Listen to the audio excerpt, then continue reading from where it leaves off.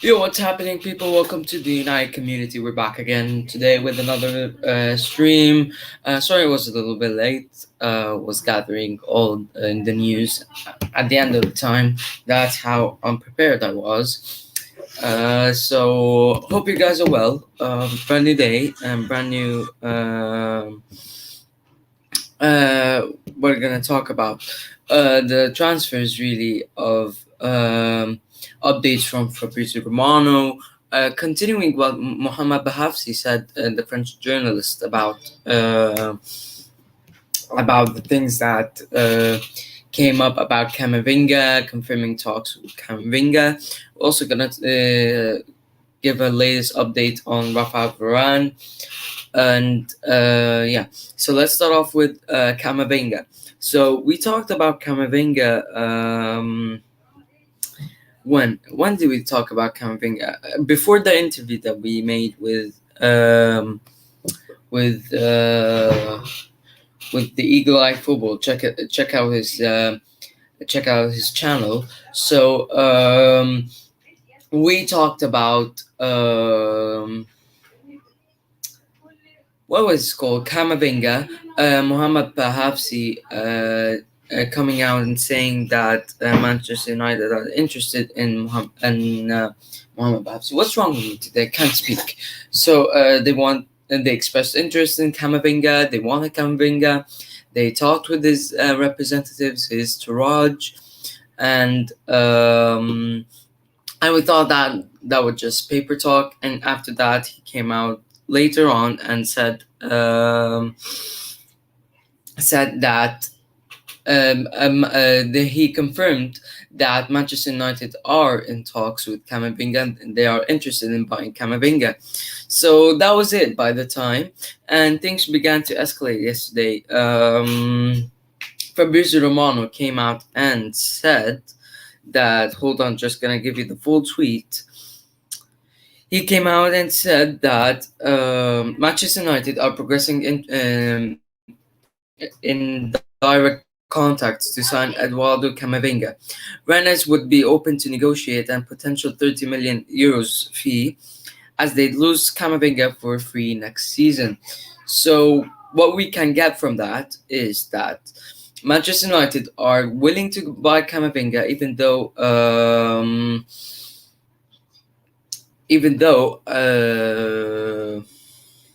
they won't sell Pogba or sell Van de Beek. They're willing to get him. They want a long term target, and they feel that Camavinga is in those brackets, and they were willing to sell him for 30 million euros. So that would be very interesting. I'll get him for cheap as well. Big up Eagle Eye Football, guys. Check out his channel, Eagle Eye Football. He's nearly to 100 subscribers, so please subscribe to him. Yeah, he's really good. Crystal Palace fan as well, if anybody interested. And he's also a teacher and does everything at the same time. So please subscribe to him. Really works hard on his channel. And yeah. So big up yourself, Eagle Eye Football. So on Camavinga again.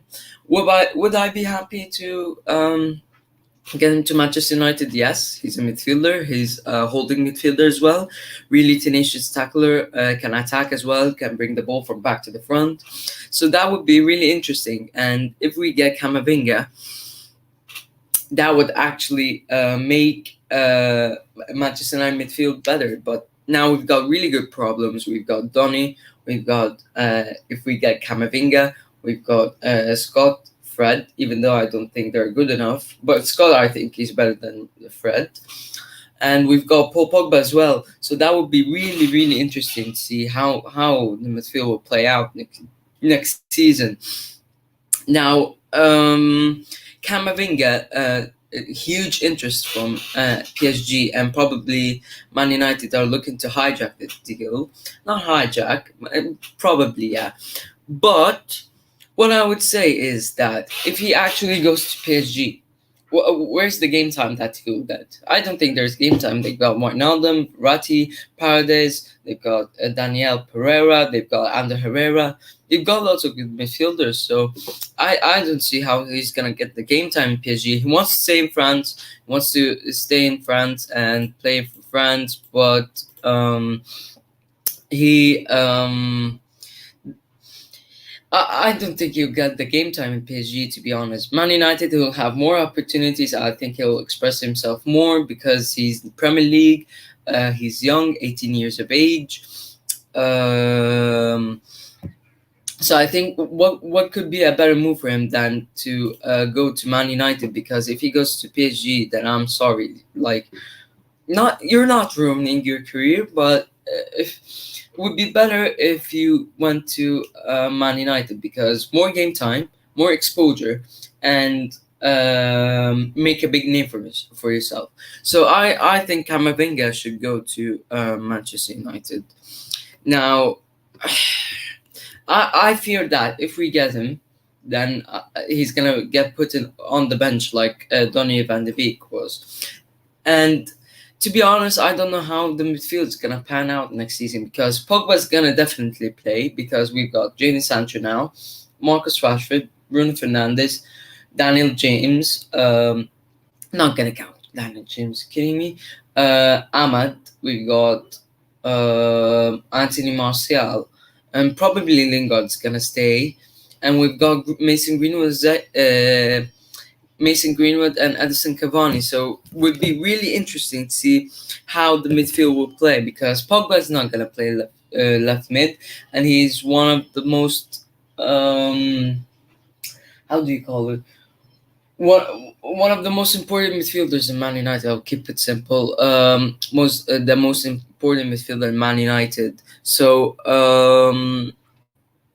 there's no way Pogba's gonna play left mid, because next season it's gonna be probably Rashford, it's gonna be Bruno, it's gonna be Jadon, and it's gonna be Cavani or Greenwood or Martial. I don't know how it's gonna pan out, but I feel like we're gonna have a strong attacking team, but we need a strong midfield. We have to get a strong holding midfielder, and if you get Varane over the line, then I will be happy with that. Now, let's go on to Rafa Varane. So, hold on, I messed it up. So, Rafa Varane price tag. Yesterday they were saying like it was about 40 million euros. So 40 million euros is about 30 million pounds. That's a bargain. That's a bargain for one of the best center backs in the world. And the guy has won Champions Leagues, World Cup, World Club Cups. Like, if you understand this thing, and the guy won La Liga titles. He's won everything. He's won everything, and he wants a new experience. Like, the only reason that probably he won't stay in Real Madrid, because he needs a new experience, and he wants a new experience, and he wants to stay up to date. He wants to challenge himself with new things, and I think the Premier League would actually suit him, because he won't go to PSG. Fabrizio Romano said it's impossible for Varane to go to PSG. Now Varane has two options, probably, I would say. If Chelsea are in the race, then I think Chelsea are gonna get Varane.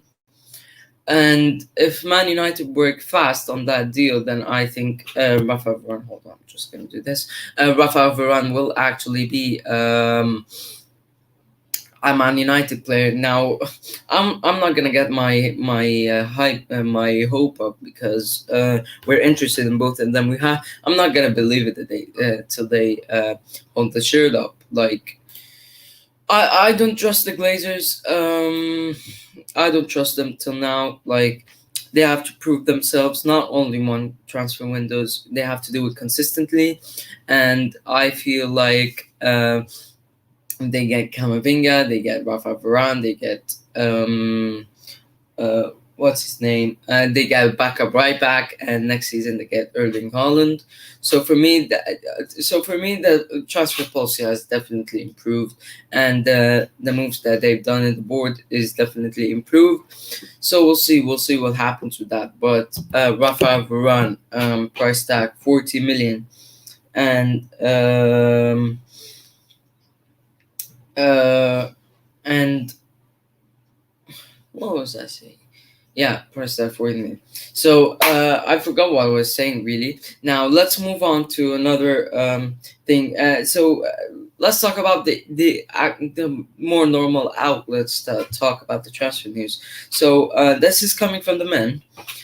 Even if Manchester United do land Eduardo Camavinga, who is out of contract next summer, a central midfielder will likely remain high on next season's wish list.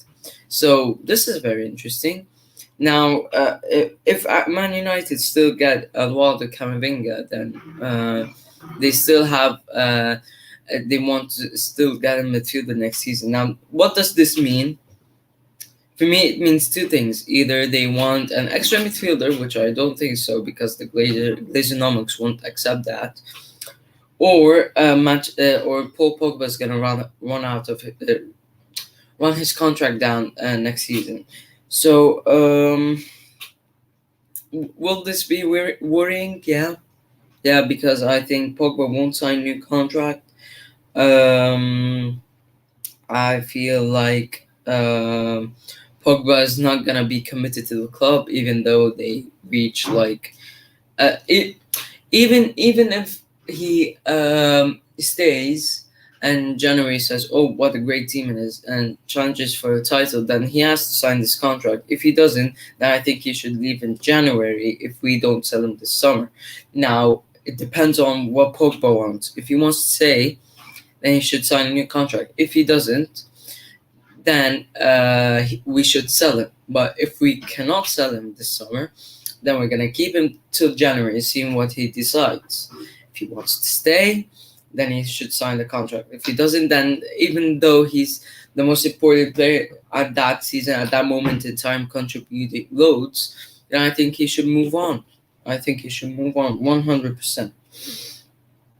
Uh, more info. Let's talk about. Let's stick with the midfield as well. So this is coming from Samuel Lookers, who is from Manchester Evening News. He's saying that Manchester United have inquired about Harry Winks, but he's strictly regarded as a backup midfield option. Declan Rice is Manchester United's preferred target as he is Premier League proven, and he has rejected the offer of new West Ham contract, but West Ham could deny Rice a move this summer, and he is contracted to the club until 2024. So more updates, like saying that if we don't get what's his name, if we don't get Eduardo Camavinga, then Harry Winks is why am I? What's wrong with me today? Can't talk. Harry Winks is regarded as a backup option, and if not, and also he's saying not if not, and he's saying that Declan Rice is Manchester United's preferred target, but his price tag is too much, and I agree with that. Like you cannot. You cannot just buy a player for 80 million pounds like you did with Harry Maguire. Like we bought Jadon Sancho for 70 million. Like we bought him less than Harry Maguire. Like kidding me? So that would be very interesting. And we're gonna buy one of the best centre backs in the world. Like if we're gonna buy him, we're gonna buy him for cheaper than I don't know, 70 million, 60 million, things, something like that. So we'll see what happens with that. And let's see. Talking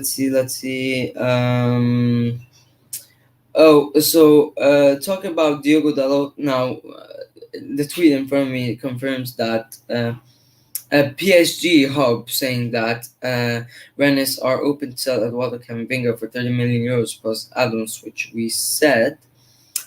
And speaking of Diego Dalot, Gazzetta dello Sport are saying that AC Milan have decided to push ahead to secure Diego Dalot from Manchester United.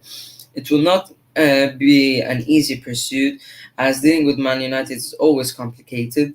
Milan wants him back on loan with an option to buy, but it remains to be seen if Man United will accept it. So we always talked about that.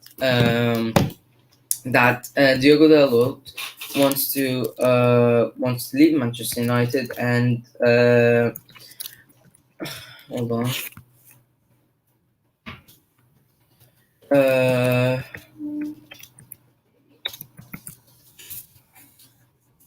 so um,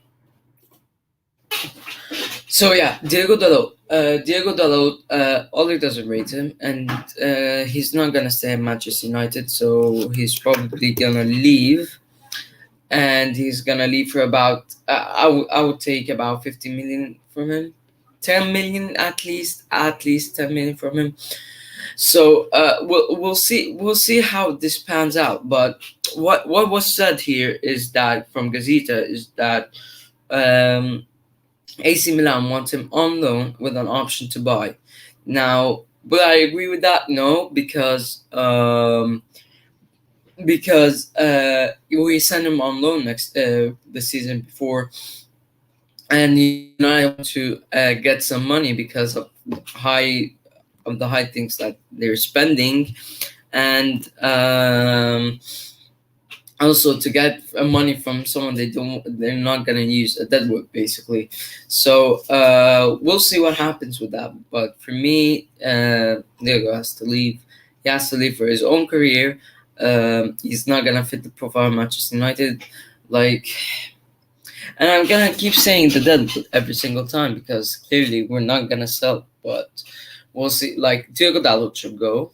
Like you have to find a solution. Matic should go. Jesse should go. Like no disrespect to Jesse, but he has to go. Um, Jesse. We said Mata signed the contract, so forget about him. Dalot, Matic, Daniel James, Jesse Lingard. Daniel James has proven nothing but being wasteless for Man United, really. Daniel James, oh my god. Who else? Andres Pereira. I think Heath Chong should go because clearly he's not gonna get the game time that he wants. Who else? Who else? Who else? Who else? Who else? Phil Jones, like unsellable, so forget about him as well. And one of the goalkeepers should go. And for me, it should be Henderson, and we should get a buyback clause. So it'd be interesting to see how this goalkeeping situation pans out. But if we go with them next season, I think we're gonna see more trouble than the season before. So we'll see. We'll see what happens with that. So that's it for today. Thank you guys for watching. Please smash that like button, subscribe, turn on those notifications, and share the video. Please, we're close to 20 subscribers, so please subscribe. Bottom right hand corner, and might be doing a watch along for its semifinals and the final. So we'll see how we're gonna do that, and probably Eagle Eye Football, shout out to him as well. Probably gonna do something with each other on his channel and mine. So please subscribe, bottom right hand corner. Lots of content coming in as well. So thank you guys, and see ya. Speak to you all later.